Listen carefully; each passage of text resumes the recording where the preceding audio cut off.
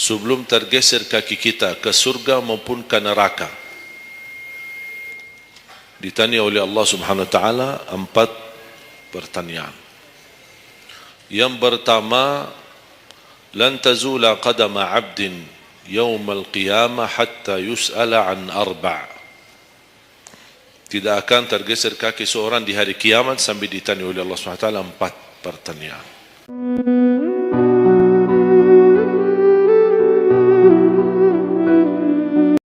أن سيدنا ونبينا محمدا عبد الله ورسوله الصادق الأمين اللهم صل على سيدنا محمد وعلى آله وصحبه ومن تبعهم بإحسان إلى يوم الدين سبحانك لا علم لنا إلا ما علمتنا إنك أنت العليم الحكيم. الحمد لله شكر الله masih diberikan oleh Allah Subhanahu wa taala kesempatan kita bisa bertemu, silaturahim, sama-sama kita belajar dan mempersiapkan diri untuk menyambut bulan suci Ramadan. Tidak terasa begitu berjalan waktu. Perpisahan dari bulan suci Ramadan, sebentar lagi menyambut bulan suci Ramadan. Kalau 1 tahun sudah berlalu, kira-kira 30 hari Ramadan bagaimana? 1 tahun sudah begitu luar biasa cepat. Dan ini menjadi bagian dari umur kita. Bertambah 1 tahun, berlalu 1 tahun, berarti akan melangkah lebih dekat kepada kematian.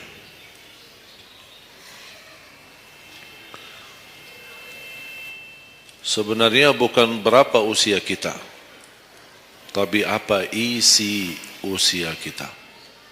Isinya apa? Dan sebagaimana Rasulullah SAW menjelaskan di hadis yang sahih, di hari kiamat tidak akan tergeser kaki seorang sambil ditanya oleh Allah 4 pertanyaan. Berarti kita akan menghadapi 7 pertanyaan. 3 di kuburan, menghadap mungkar nakir, man rabbuka, ma dinuka, man nabiyuka. Yang tersisa 4 nanti di hari kiamat, sebelum dimulai hisab, sebelum tergeser kaki kita ke surga maupun ke neraka. Ditanya oleh Allah Subhanahu wa taala 4 pertanyaan. Yang pertama, lan tazula qadama 'abdin yaumal qiyamah hatta yus'ala an 4. Tidak akan tergeser kaki seorang di hari kiamat sampai ditanya oleh Allah Subhanahu wa taala 4 pertanyaan. Yang pertama, an umurihi fima afnah. Umurnya apa yang kamu lakukan? Allah tidak akan tanya berapa usiamu, tapi apa yang kamu isi dalam usiamu. 60, 70, 100 tahun, kurang, lebih. Allah tidak berdulikan berapa usia kita. Bahkan banyak para sahabat ketika ditanya usiamu berapa, dia menjawab usia saya 10 tahun. Padahal sudah tua, sudah di atas 50, ada yang di atas 40. Tapi kenapa begitu ditanya soal umurnya dia menjawab 10 tahun? Ternyata mereka menghitungkan usia yang sebenarnya adalah usia yang terisi taat. Masa jahiliyah, sebelum datangnya Islam, mereka menganggap itu semua usianya sia-sia.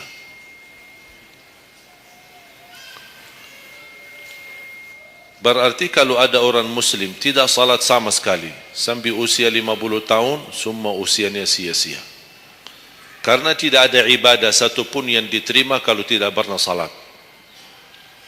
Biarpun dia haji setiap tahun, puasa setiap Ramadan, dia bersedekah berinfak setiap hari, tapi tidak pernah salat 5 waktu sama sekali, sia-sia amalannya. Karena pertama yang akan dihisab oleh Allah salatnya. Kalau salat itu beres, baru akan ditanya yang lain. Kalau salatnya tidak ada, Allah tidak perlu bertanya yang lain.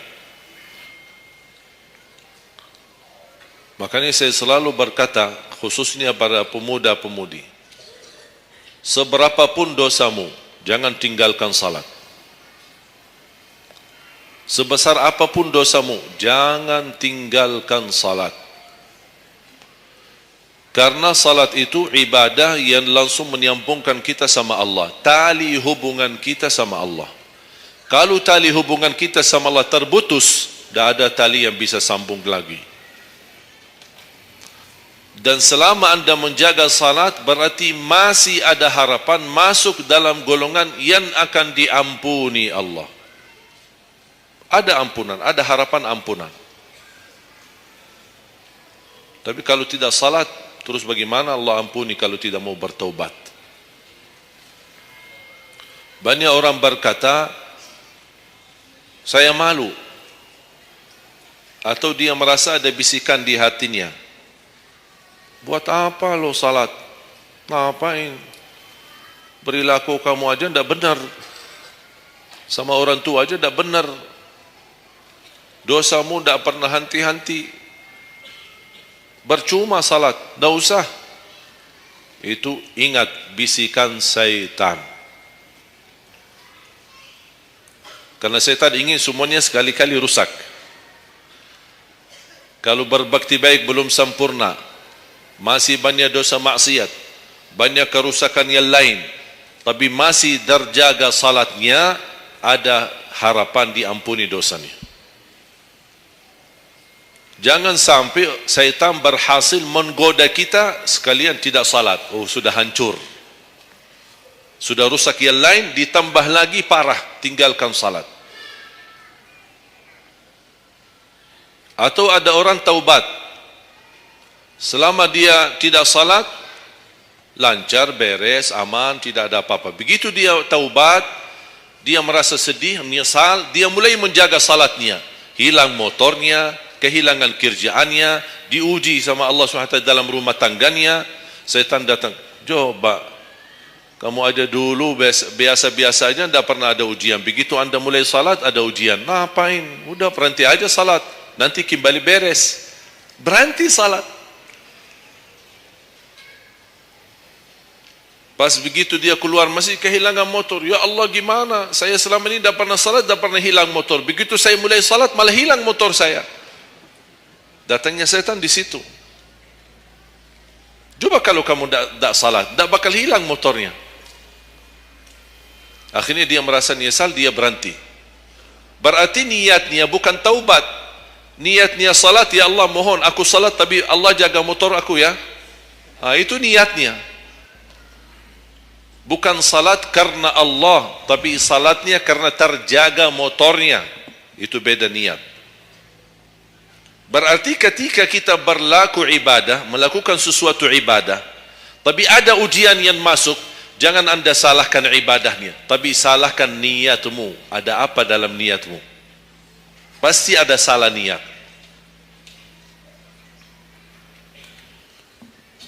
Dan itu inti daripada umur kita. Allah berikan 60 tahun. Kemarin saya hitungkan, kalau standar umur umatku kata Rasulullah kan 60 sampai 70. Itu kira-kira kurang lebih. Ada yang lebih tua, lebih panjang usianya, ada yang lebih muda. Tapi standar kata Rasulullah SAW, a'maru ummati baina 60 wa 70. Standar umur umatku antara 60 sampai 70. Ada yang melebihi dari itu, tapi sedikit sekali dibanding yang lebih muda. Saya kemarin hitungkan 60. Apa yang kita lakukan di dalam usia 60 tahun? Dari lahir sampai balik. Sampai tahun berapa? 15? Kita sepakat 15? 15 tahun. Berarti sebelum balik belum taklif. Sebelum balik belum taklif. Haji boleh tapi tidak wajib, karena syarat haji harus balik. Salatnya halus, balik. Walaupun diperintahkan, dibiasakan untuk melaksanakan salat. Tapi anggaplah bedun taklif, belum ada taklif, belum ada kewajiban, berarti 15 tahun itu sia-sia. Dipotonglah dari 60. Berapa sisa? 45. Tidur sehari berapa jam? Hah? 8?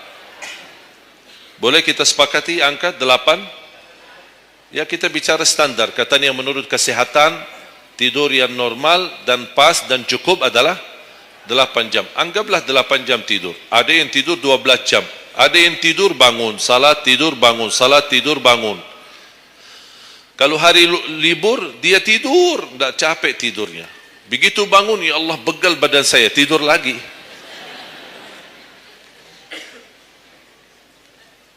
Saya hitungkan 8 jam. 8 jam dalam sehari berapa kalau dibagi? Dalam sehari. Sehari berapa jam? 24 jam. 8 bagiannya berapa jadinya? Sepertiga. Sepertiga sehari tidur. Sepertiga 60 tahun berapa? 20. 20 tahun ngapain? Tidur. 20 tahun cuman kerjaannya tidur. Mulai dari 8 jam. Coba, memang terlihat angkanya tidak terlalu besar. Tapi kalau dihitung dalam usia 60 tahun, 20 tahun tidur. Ditambah 15 belum taklif, jadi 35. Tersisa berapa dari 60? 25. Cari nafkah dan rezeki. Kerjaan, standar kerja, jam kerja berapa jam? 8. Berarti 60 tahun berapa jam? Berapa tahun kita kerja? 20 tahun. 20 tahun cari menjadi kaya. Tapi 20 tahun masih stres. Tak jadi kaya-kaya. Masih bermasalah. Ditambah habis 20 tahun pensiun, tambah hutang. Belum lagi hutang sana sini. Sekarang semua serba hutang. Dan yang aku heran, kenapa orang Indonesia suka berhutang? Ada masalah sedikit hutang. Sekarang HP cicilan bagus-bagus. Begitu saya kemarin diajak sama teman foto, saya lihat HP ini, Masya Allah HP yang terbaru ini. Maaf Pak, cicilan. Jadi jangan ditipu, jangan tertipu ketika anda melihat handphone baru sama orang, langsung anda baik sangka barangkali cicilan. Tak ada yang sanggup cash. Cash itu 12 juta sampai ada 15 juta. Bawa mobil yang mewah, cicilan. Begitu pindah rumah, cicilan. Jalan-jalan besok juga nikah, cicilan. Semua serba cicilan. Dan terpengaruhi dengan promo. Promo sana, sana ini, ada ini, non persen, non ini, apa, sini beli satu, dapat satu. Dan semua serba hutang. Tanpa kita sadar, tidak sadar, memang mudah kita awal-awalnya berhutang, tapi begitu sudah jatuh tagihannya, pusing. Memang hutang ini bikin aku stres. Ada orang minta sama saya amalan. Ada enggak amalannya supaya saya bisa mengatasi masalah hutang ini? Saya bilang mudah amalannya, jangan berhutang lagi. Udah. Sudah selesai. Hutang itu di dalam Islam dibolehkan kalau sudah benar-benar keadaannya darurat. Sudah tidak ada solusi, tidak ada jalan, tidak ada yang bisa bantu, tidak ada yang bisa menolong. Akhirnya terpaksa, dan hati-hati dari riba. Jangan terpaksa nanti beralasan, ya Allah saya terpaksa menggunakan pinjaman bank tapi riba. Pinjam 100 juta kembalikan 120 juta. Dosa besar. Masih lebih ringan dosa zina sama ibu daripada terima uang riba. Na'udzubillah min zalik.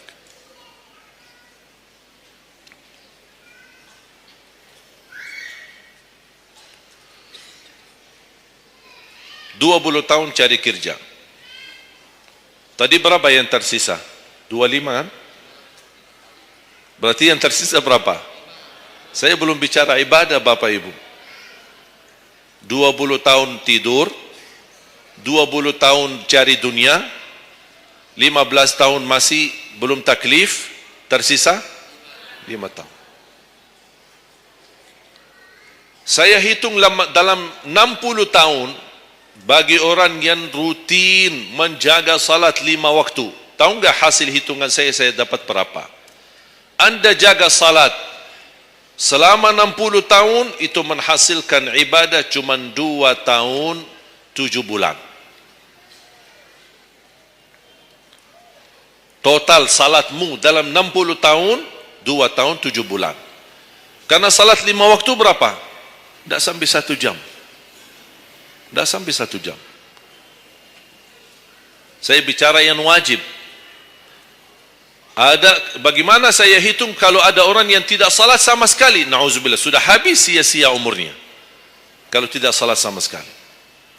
Saya belum hitung tarawih 23 rakaat 7 menit. Nah, itu beda urusan itu. Ada tarawih 23 rakaat 7 menit? Tidak ada tarawih. Jangan apa su'uzzan, itu namanya olahraga. Olahraga paling cepat selesai dapat juara 1. Jadi kita harus baik sangka, jangan su'uzzan. Karena itu bukan salat. Yang aku heran itu setiap tahun itu tradisi ini terulang setiap Ramadan. Menjadi sebuah kebiasaan. Yang seharusnya menjalani kebiasaan agama atau kebiasaan beribadi.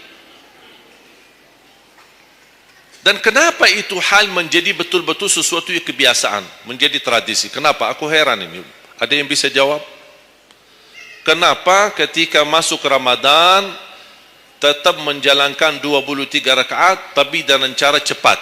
Aku heran belum menemukan jawabannya. Ada apa dengan 23 rakaat harus selesai cepat? Dan ini khusus di bulan Ramadan. Aku sangat kagumi ketika mendengar seorang imam, begitu maju imam tarawih, rakaat pertama, Allahu Akbar. Masya Allah, kepanjangan takbirnya.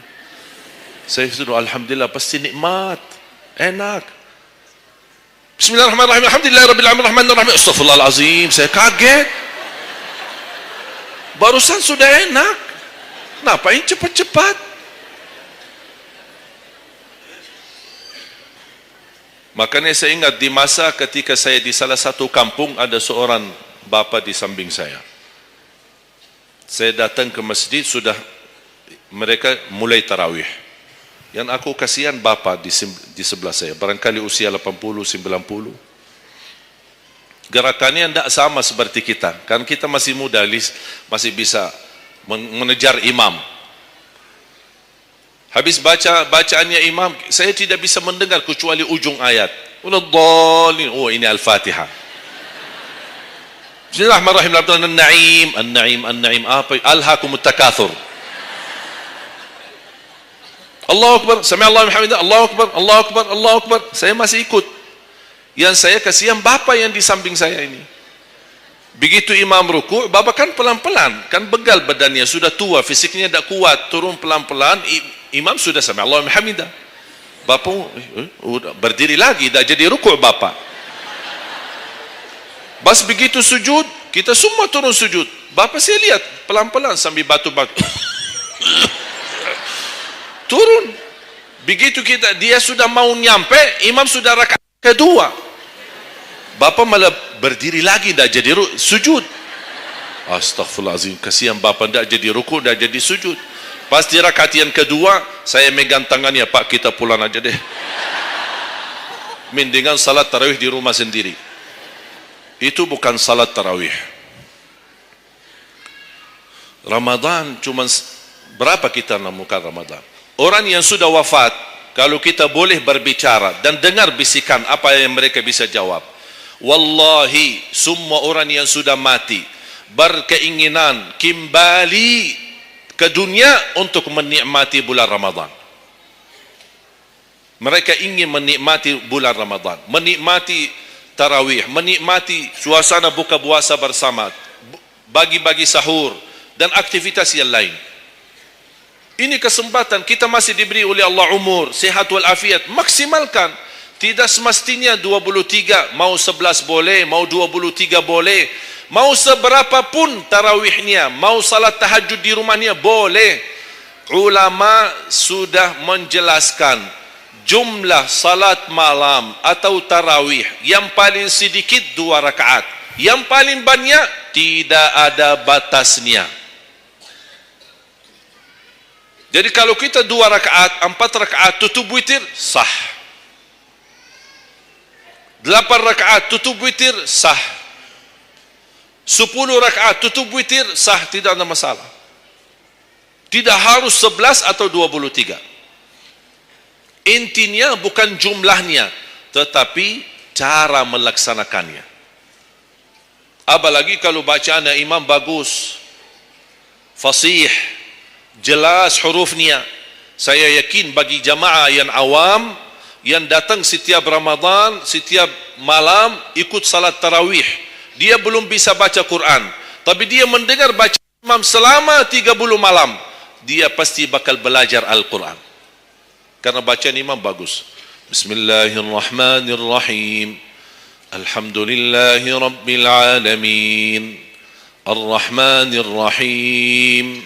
Maliki yaumiddin. Iyyaka na'budu wa iyyaka nasta'in. Ihdinas siratal mustaqim.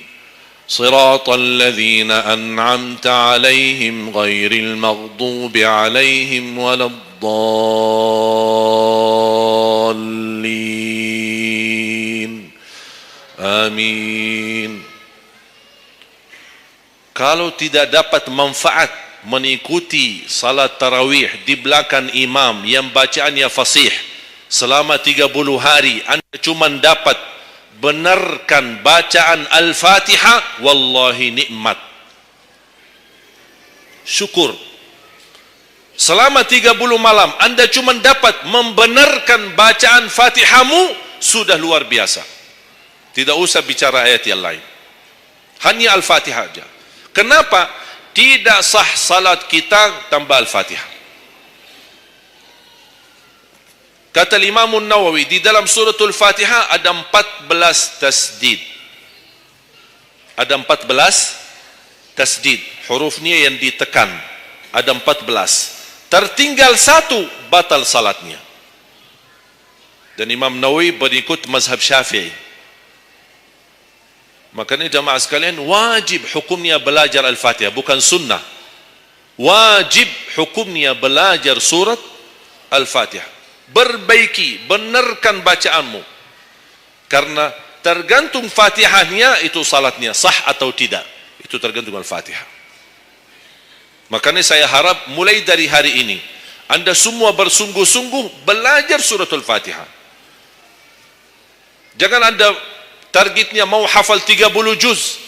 30 juz anda hafal tapi tidak benar suratul Fatihah, sia-sia. Tidak ada manfaat. Karena anda baca suratul Fatihah, tidak baca ayat yang lain sama sekali, masih tetap sah salatnya. Karena suratul Fatihah tidak bisa diganti. Kalau anda lupa baca selain suratul Fatihah, ada istilah lupa salah satu kewajiban bisa diganti dengan sujud sahwi. Misal, rakaat pertama baca Al-Fatihah, itu rukun. Lanjut baca ayat pendek, anda tidak sadar, habis waladdallin, amin, hep, Allahu Akbar, lupa baca ayat, itu diganti dengan sujud sahwi. Itu kalau di salat wajib. Tapi kalau di salat sunnah, tidak ada wajib atau rukun selain suratul Fatihah. Jadi anda kalau salat sunnah cuma suratul Fatihah, kemudian takbir, rakaat yang kedua suratul Fatihah, dan kemudian langsung ruku', sah salatnya, tidak apa-apa. Tidak harus baca surah-surah yang lain. Itu di salat sunnah. Tapi kalau di salat wajib, hukumnya baca Al-Fatihah rukun, hukum baca surah yang lain wajib. Kalau terlupa, diganti dengan sujud sahwi. Sujud sahwi 2 kali sebelum salam.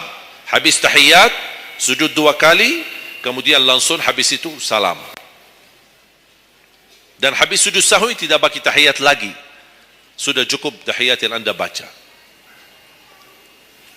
Makanya kembali lagi jamaah sekalian, umur bukan berapa usianya, tapi apa isinya. Maka Rasulullah SAW bersabda, ni'mal abdus salih man tala umur wa hasun amalu. Sebaik-baik hamba yang salih, yang panjang usianya, tapi baik amalannya. Baik amalannya.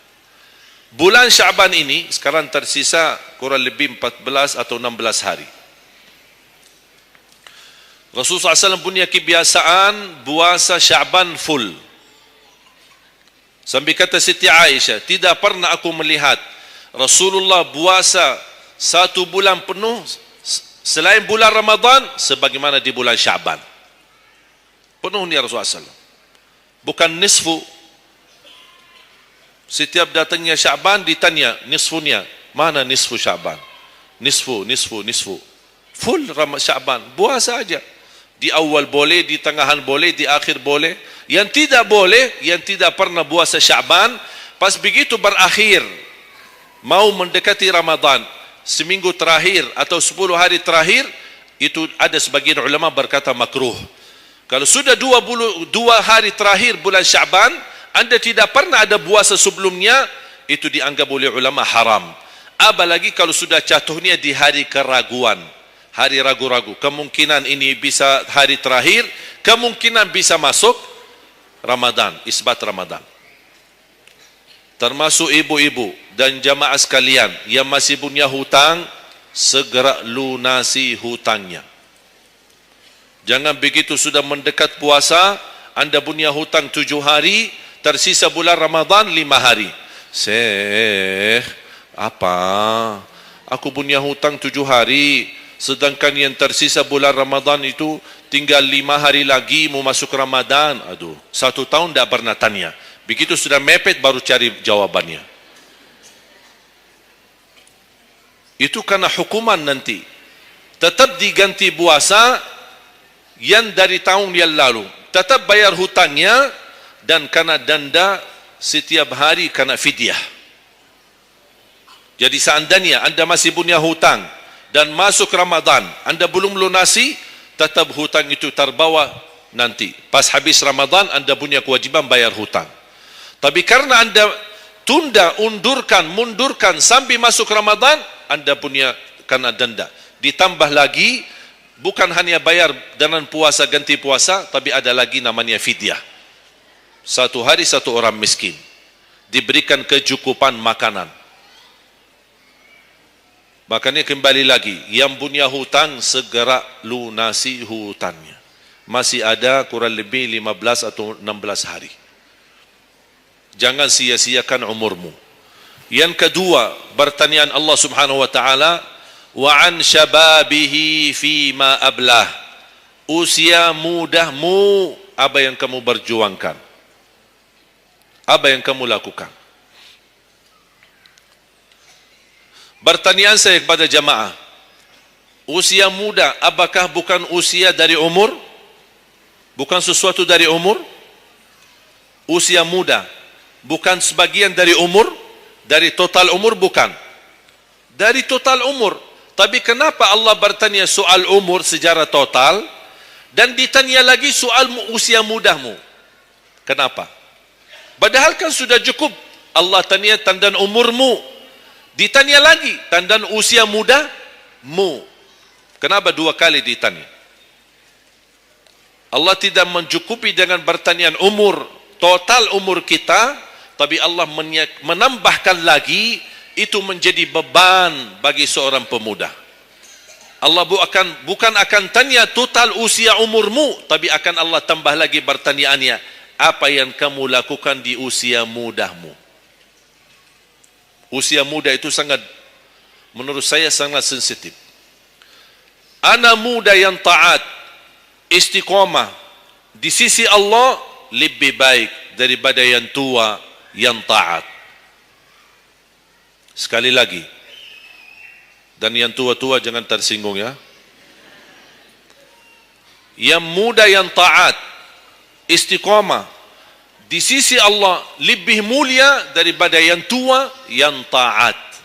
Sama-sama taat, tapi kenapa yang muda lebih mulia? Karena godaannya lebih besar. Kalau yang tua, apa yang mau digoda? Habis sudah. Tak ada fisik, tak ada tenaga, tak ada apa. Kalau yang muda, banyak godaannya. Pandangan matanya, telinganya, hawa nafsunya, sahwatnya, fitnah sana sini. Mudah digoda, anak muda. Makanya Allah berikan kemuliaan. Bahkan salah satu hadis yang sahih, di hari kiamat, semua di bawah matahari. Cuma 7 golongan yang di bawah naungan Allah. Di antaranya, wasyabun nasha'a fi ta'atillah, seorang pemuda yang menjaga diri dalam bertaat kepada Allah. Dia dapat keistimewaan di hari kiamat bersama pemimpin yang adil, bersama seorang laki-laki yang tergantung dengan masjid berapapun usianya. Ditambah lagi seorang pemuda yang bisa menjaga diri dalam bertaat kepada Allah Subhanahu wa taala. Dan kalau kita baca sejarah ulama, semua para berjuang untuk agama semuanya muda. Tak ada yang tua.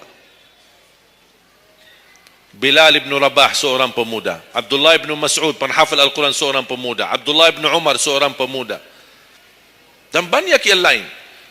Muhammadul Fatih yang membebaskan Konstantinia dan memperjuangkan Islam menjadi panglima, masih di bawah usia 21 tahun. Dan banyak sejarah-sejarah. Imam Syafi'i masih sangat muda, bahkan meninggal dunia masih dalam keadaan masih sangat muda, belum sampai usia 50-an tahun. Dan banyak yang lain. Makanya pengaruh bahkan taruhan besar bagi umat Islam itu tergantung pemuda.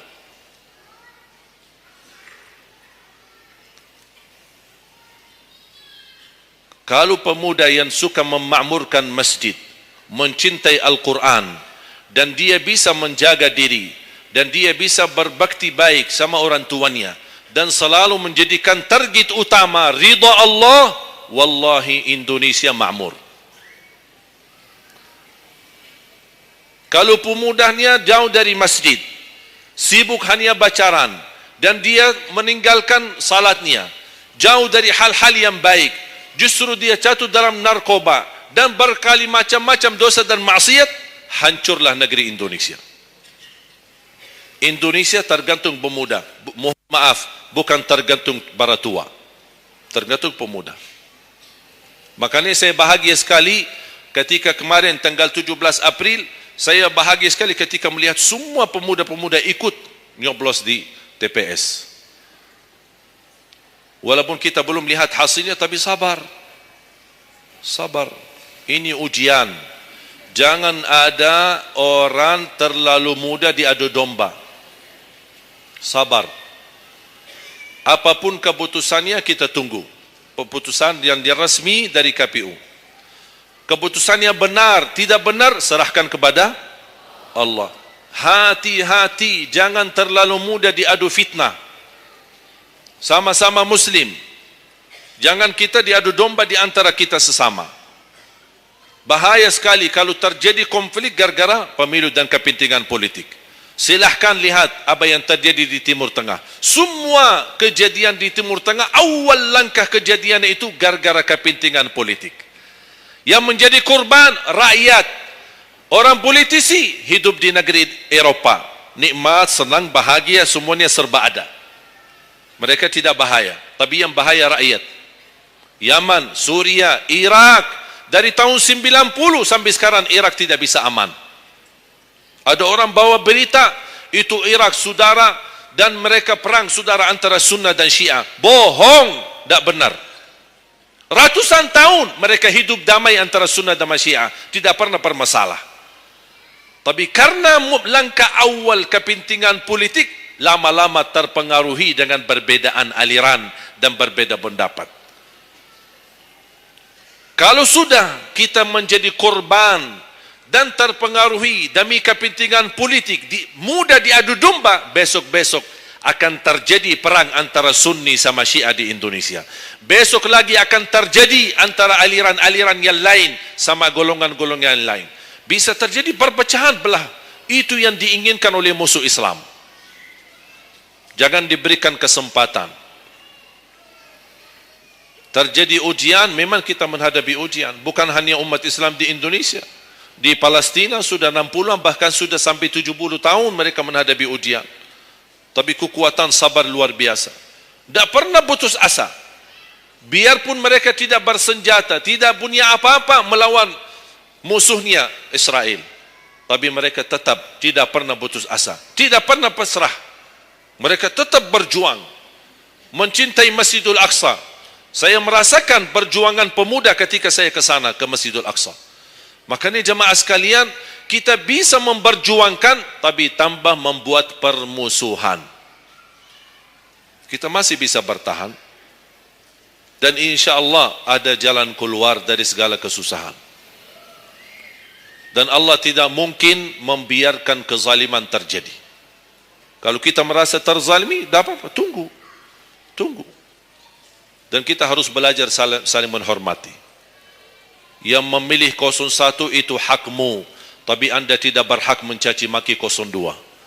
Yang memilih 02 itu hakmu, tapi anda tidak berhak mencaci maki 01. Sama-sama Muslim, sama-sama orang Indonesia. Malu kita, kadang-kadang aku sedih melihatku ini terjadi permusuhan.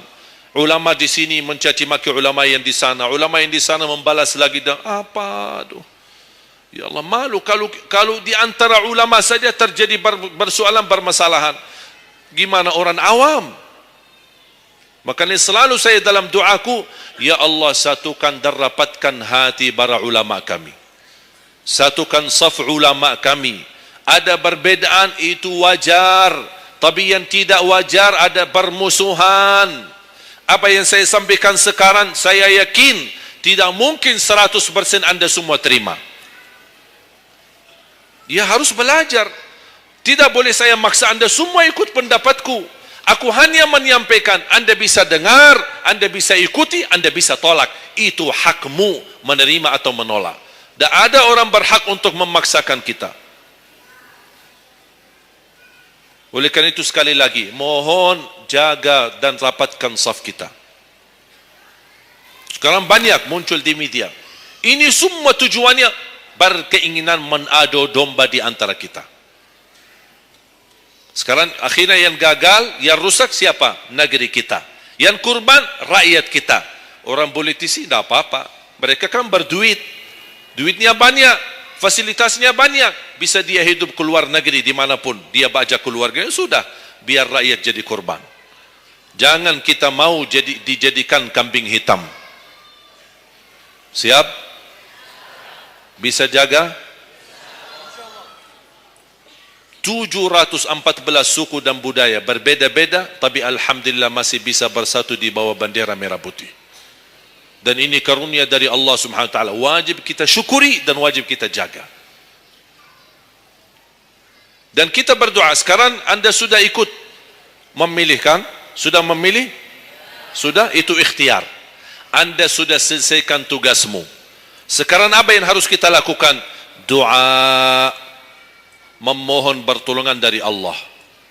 Biar Allah yang memilih mana yang terbaik.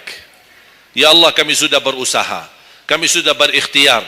Pimpinlah kami, anugerahkanlah kepada kami pemimpin yang takwa, yang adil, yang amanah, yang mencintai agamamu, yang mencintai ulama, yang bisa melayani rakyat dengan ikhlas. Itu doa kita. Kalau boleh setiap tahajud, setiap sujud, habis duha, habis salat wajib, terus doa seperti itu.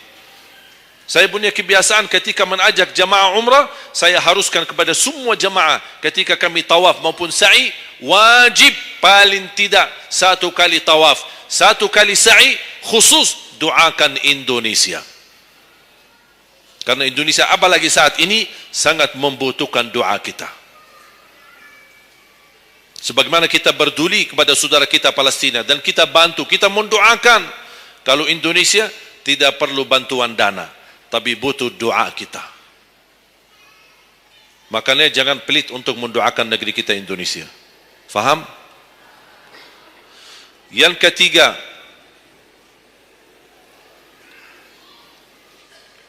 wa an ilmihi wa an malihi min aina iktasabah wa fima anfaqah.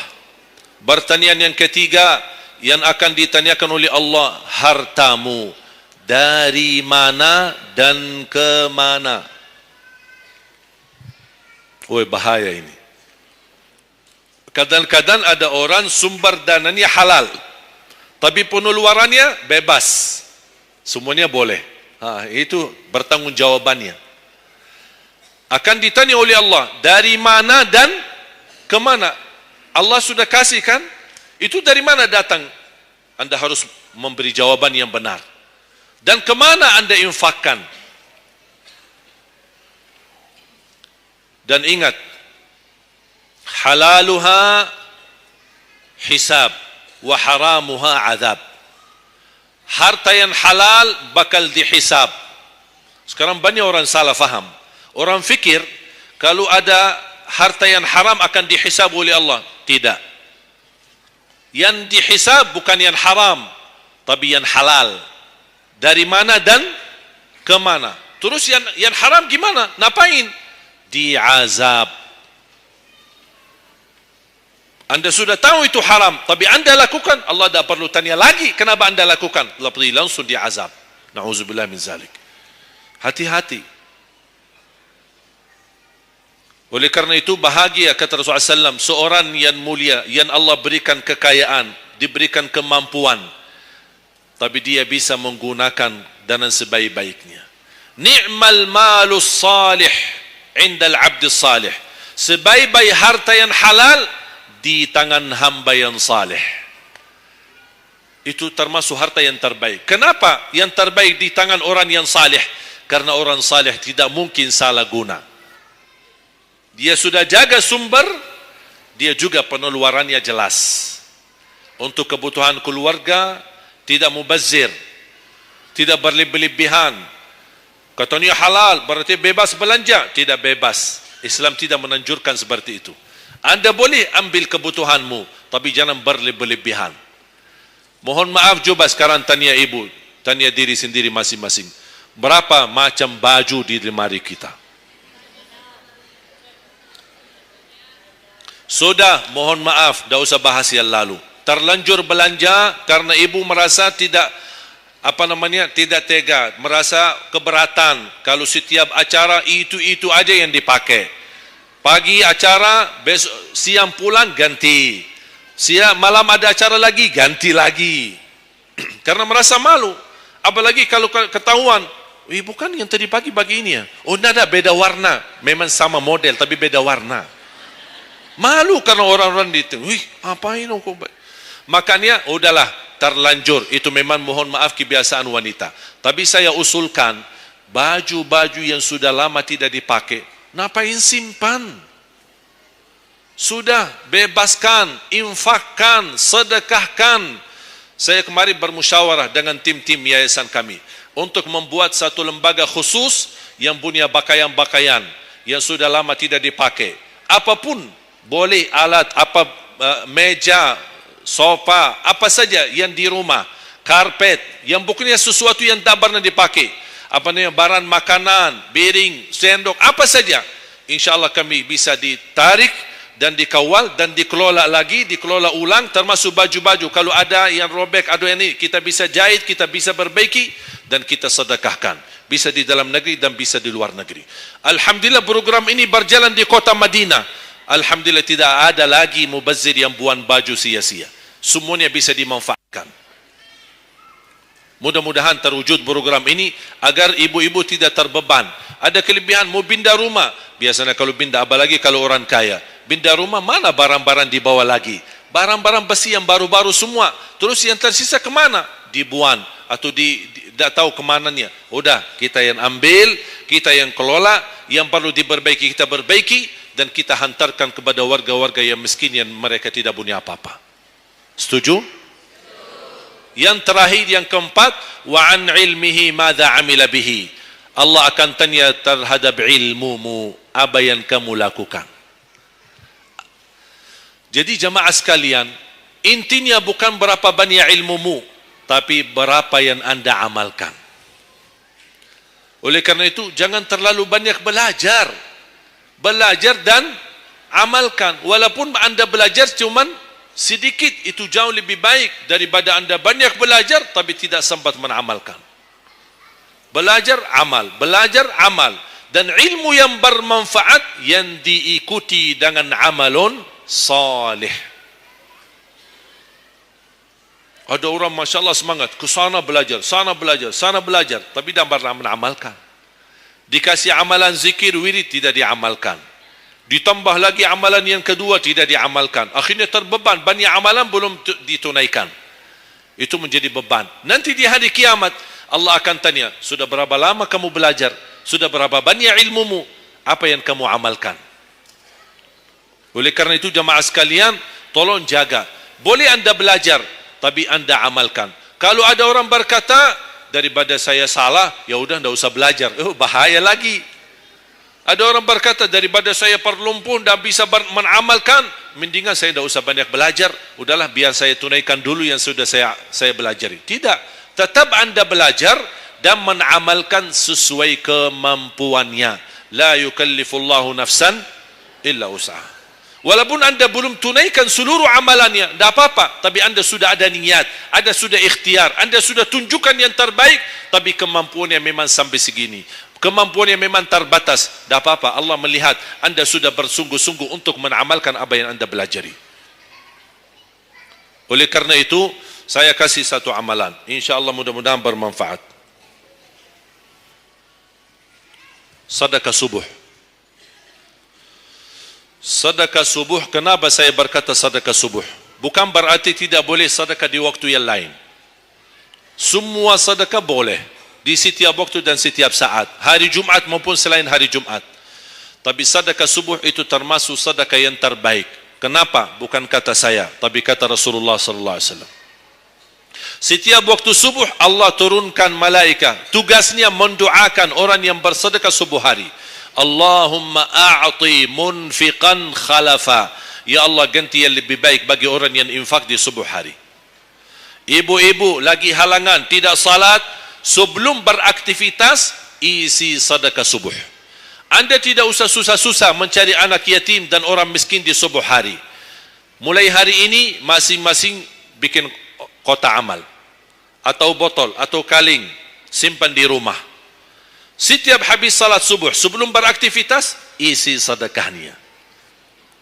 Apalagi kalau sedekah itu disertai doa. Begitu anda sedekah, sebutkan hajatmu. Ya Allah, dengan berkah sedekah ini, ya Allah, saya ingin nikah. Mudahkan jodoh. Nikah lagi juga boleh doa, tidak apa-apa. Ada yang sedang melamar kerjaan, anda isi, wallahi dahsyat, amalan ini wallahi dahsyat, manfaatnya banyak untuk menyembuh penyakit, menabulkan hajat, memudahkan urusan. Dan tidak pernah saya sampaikan amalan ini, semua alhamdulillah berhasil mendapatkan hajatnya. Begitu anda isi, doa, ya Allah, dengan berkah sedekah ini, mudahkan lamaran kerjaan saya. Ya Allah, dengan berkah sedekah ini, mohon titipkan pahalanya untuk kedua orang tua saya. Kalau ada yang merasa dirinya suka marah, suka emosi, ya Allah, dengan berkah sedekah ini, tenangkan hati dan jiwa saya, agar tidak emosi lagi. Ya Allah, dengan berkah sedekah ini, karuniai kepada aku anak penghafal Al-Quran. Bu, jamaah sekalian, saya berkeluarga 12 bersaudara, timnas. Dan kami memang sudah disusun satu lusin. 12 ini mempersiapkan, kalau timnas kita belum mampu membawa juara, insyaAllah kami sekeluarga siap mengganti timnas.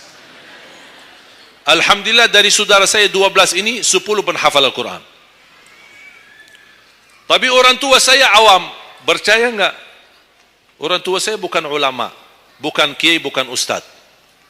Ayah saya belajar kelas 3 SD. Ibu saya tidak pernah masuk sekolah sama sekali. Sampai usia 40 tahun masih buta huruf, tidak bisa baca Quran. Tapi Allah berikan karunia keturunan penghafal Al-Quran.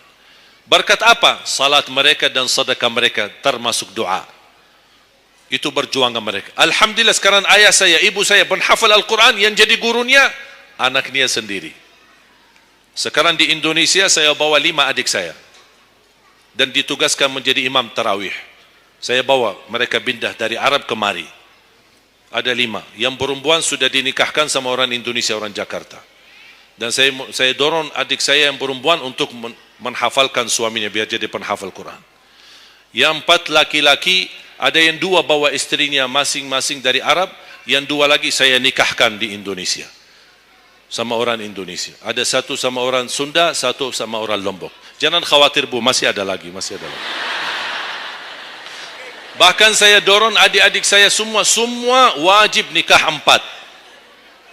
Masing-masing 4 istri. Kenapa? Supaya banyak keturunan.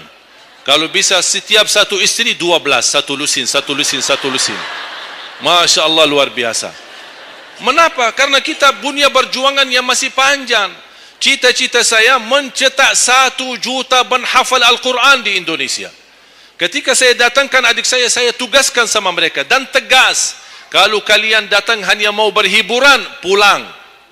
Kalian di sini untuk bersama-sama memperjuangkan untuk mencetak 1 juta penghafal Al-Quran. Dan alhamdulillah program ini sudah jalan. Dan kita terus memperjuangkan, dan saya harap semua jamaah insya-Allah berkenan terlibat dalam program ini. Cita-cita saya semua masjid se-Indonesia insya-Allah diimami imam penghafal Al-Quran 30 juz. Bahkan lebih hebat lagi cita-cita saya, insya-Allah saya yakin akan terjadi. Insya-Allah di demikian hari, di waktu yang Allah insya-Allah tentukan, insya-Allah presiden kita penghafal Al-Quran. Coba, ya Allah, rasanya enak. Langsung diumumkan di Masjid Istiqlal, khatib dan imam salat Idul Fitri, penghafal Al-Quran 30 juz, Presiden Republik Indonesia. Oh, mantap. Imam salat Idul Adha, Presiden kita. Salat Jumat, khatib dan imam, Presiden kita. Tidak perlu ganti imam. Udah, tidak perlu ganti imam, subhanallah, luar biasa. Coba, saya kagumi ketika membaca dan melihat YouTube-nya Presiden Erdogan, Turki. Walaupun beliau bukan penghafal Al-Quran, tapi murattal bacaannya beliau, Masya Allah. Mana ada sekarang presiden di dunia Islam sebagaimana bacaannya yang benar. Ini sudah saatnya, tapi bukan sekarang ya, nanti maksud saya, sabar dulu. Nanti jadi kacau nanti, semua, sabar dulu. Insya Allah ada waktunya, insya Allah. Mulai dari sekarang kita ayo bersama-sama mempersiapkan untuk kalau anda gagal menjadi penghafal Al-Quran, jangan gagal anakmu, cucumu, generasi yang ini semua. Kita melihat, saya bangga. Kenapa saya semangat untuk mencetak 1 juta penghafal Al-Quran? Itu berkatnya acara Hafiz Indonesia. Nonton kan acara Hafiz Indonesia? Nangis ya? Habis tisu kan? Tahu enggak salah satu karunia Allah untuk Indonesia? Ada teman saya berusaha punya TV di Arab. Beliau ingin membuka dan membuat acara Hafiz Indonesia versi Arab, tapi gagal. Kenapa? Karena tidak menemukan jumlah yang banyak penghafal Al-Quran di bawah usia 10 tahun. Hanya Indonesia saja. Malaysia kalah, Indonesia saja. Di bawah 10 tahun. Dan sayang sekali memang anda yang nonton acara Hafiz Indonesia, anda nonton acara yang sudah jadi, tapi anda belum tahu apa yang kami berjuangkan di belakang layar. Sebelum acara Hafiz Indonesia 4 bulan bekerja keras, sambil tim turun ke lapangan, ke desa-desa, kampung-kampung, ke pulau-pulau untuk menumpulkan dan mendatangkan, menghadirkan para penghafal Al-Quran. Ketika dibawa di Jakarta 2 bulan berturut-turut kami didik mereka. Yang awalnya pemalu, awalnya ada yang mohon maaf kencing di celananya sendiri, saking tidak berani, takut. Alhamdulillah sekarang menjadi mereka pemberani. Bahkan mereka berlumba-lumba azan subuh. Mereka berlumba-lumba membangunkan sesama saudaranya. sama-sama tertib, makan, kita menghadirkan doktor kesihatan, kita menghadirkan doktor psikologi jiwa untuk menjaga perasaan mereka selama 2 bulan, didampingi kadang-kadang ibu mereka, didampingi kadang-kadang ayah-ayah mereka, dan semua rata-rata sepakat orang tua mereka tidak pernah kami merasakan bangga memiliki anak sebagaimana kami melihat perjuangan di Hafiz Indonesia. Dan alhamdulillah begitu selesai acara Hafiz Indonesia, kami tidak tinggalkan mereka, kami terus kawal, kami terus pimpin, dan alhamdulillah mereka di kampung masing-masing sudah membangun rumah tahfiz, ada yang membangun pesantren untuk mencetak dan melahirkan jumlah yang banyak penghafal Al-Quran. Dan ini perjuangan luar biasa, tidak mudah, berapa biaya yang dikeluarkan, dan mohon maaf belum ada sponsor yang bisa mensponsori kita dan membayar full untuk kita. Kita terus bekerja keras, dan alhamdulillah masih Allah hantarkan kepada kita orang yang dermawan, orang yang baik, yang berduli dengan dan mencintai Al-Quran. Allah anugerahkan. Wallahi menurut saya, saat ini, zaman ini, sedekah yang terbaik dan yang termulia, semua apapun yang terkait dengan Al-Quran, itulah yang termulia. Makanya boleh anda ketika anda bersedekah, jangan lupa disertai doa. Di antaranya, anugerahkan ya Allah Indonesia menjadi negara Al-Quran. Tapi tolong fokus. Kalau anda isi sedekahnya, tolong disesuaikan. Jangan isi sedekahnya koin, teng, tapi doanya sampai terbit matahari. Tidak ada malunya. Kata Allah, koin-koin aja sedekahnya, doanya dah habis-habis. Hajatnya panjang, lebar. Malu kita sama. Bukan Allah tidak bisa, Allah maha bisa menabulkan hajat, tapi kita malu sama Allah. Kok cuma bikin teng, ya Allah, ya Allah, ya Allah, panjang. Fokus. Kalau usulan saya, 1 sedekah, 1 hajat. 1 sedekah, 1 hajat. Dan insyaAllah akan anda melihat manfaatnya. Mudah-mudahan semua yang hadir, insyaAllah menjadi keluarga besar 1 juta penghafal Al-Quran. 1 juta mencetak penghafal Al-Quran, 1 juta keluarga Al-Quran yang insyaAllah akan membangun generasi baru yang membawa Indonesia menjadi baldatun tayyibatun wa rabbun ghafur, dan di masa yang akan datang insyaAllah Indonesia menjadi lebih baik. Amin ya rabbal alamin. Barakallahu fikum. Terima kasih, semoga bermanfaat.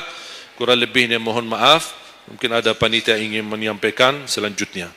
Wallahu a'lam. Subhanakallahumma bihamdika asyhadu an la ilaha illa anta astaghfiruka wa atubu ilaik. Wassalamu alaikum warahmatullahi wabarakatuh.